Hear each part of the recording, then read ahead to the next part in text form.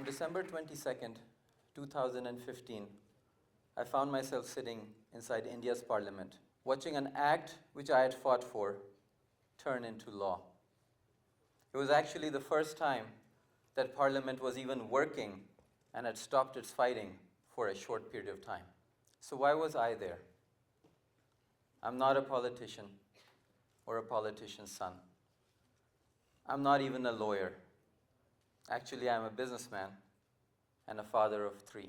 What I want to share with you today is a simple tool which helped to transform my life from the ordinary to the extraordinary.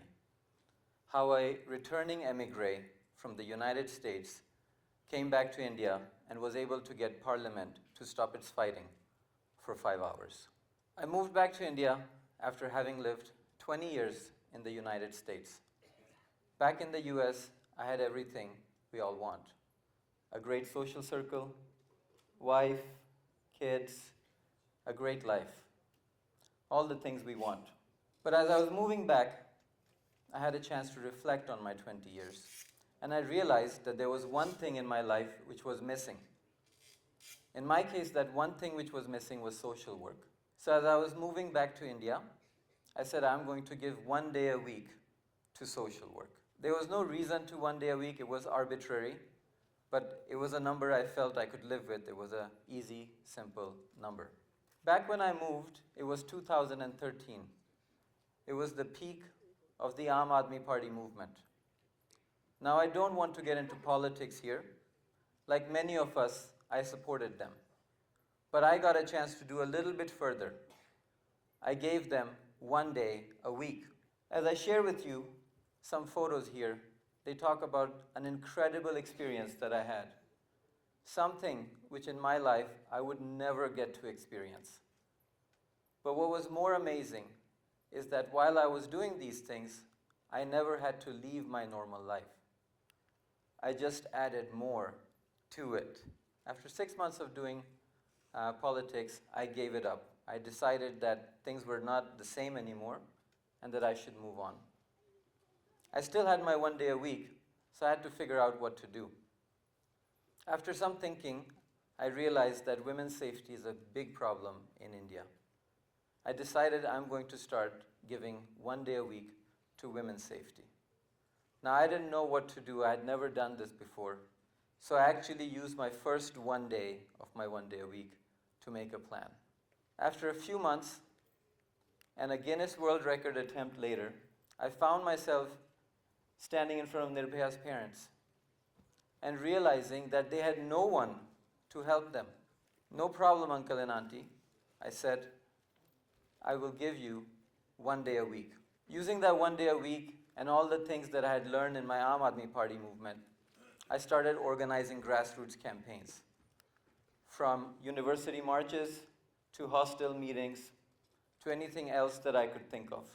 All our planned activities took a deviation in December 2015, just last year, when we realized that one of the murderers of Nirbhaya was to be released after just 3 years in a juvenile home. Things quickly got together, and all the people that you saw on TV were people that we had met in our previous events. We started protest on December 19th. We quickly realized that the Juvenile Justice Act, which was sitting log-jammed in Parliament, could be passed if we got the 2 largest parties, the Congress and the BJP, to agree. So we decided to meet senior Congress leaders and senior BJP leaders. The Juvenile Justice Act, which was not even on the agenda for December 22nd, got tabled in Parliament. That's a photo of us driving to Parliament just 30 minutes before it was tabled. On that day, after a 5-hour debate, the Juvenile Justice Act was unanimously passed. That was probably the greatest achievement that I've had in my life so far. I continue to work on women's safety. I continue to give it 1 day a week. I'm presently working on this thing called the SAFE Act. And what it promises to do is transform women's safety in India. With the SAFE Act, all the assault evidence, it's sexual assault forensic evidence, will be standardized across India, and it will be tested within 2 months. Right now, as I stand in front of you at this very stage, more than half the samples in New Delhi have not been tested in over 12 months. That's 3,500 women who will not get justice. That's 3,500 Nirbhayas just in Delhi alone. You can only imagine what this number is throughout India.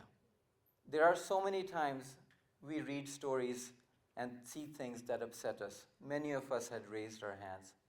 There are so many times we see something in the paper that disturbs us, and we don't know what we can do about it. So many things that I see on a weekly basis. Well, I know from experience that we can do something. I know that change is possible. So here's my story for you. My simple tool, 1 day a week, and my fight for Nirbhaya. Thank you.